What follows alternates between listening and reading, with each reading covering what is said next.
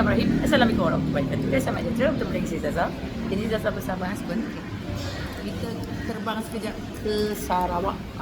Kita terbang ke Sarawak untuk apa? Untuk mencari nasi lemak yang popular dan viral ni. Okey. Ini nasi lemaknya yang popular. Okay, kalau tak percaya kami ada di Sarawak, boleh tengok perkataan Sarawak sebentar ni. Zaza akan tunjuk. Okey. Dekat situ tu. Lepas tu saya bawa bekal aiskrim ni. Sebelum pada makan aiskrim ni.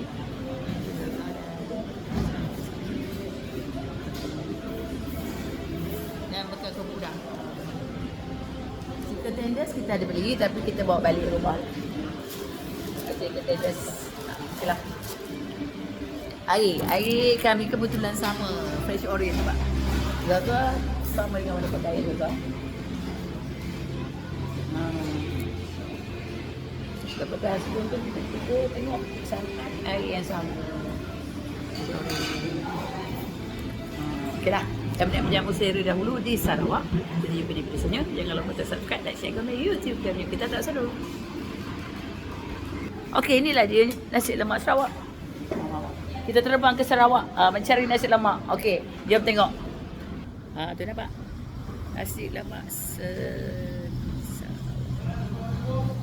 berbagai-bagai jenis lauk ada. Boleh pilih. Dan datang kemari. Okey, disebabkan disajikan dengan lagu, kita takut copyright, kita jumpa di video selanjutnya. Jangan lupa subscribe, like, share komen YouTube kami. Kita tak selalu.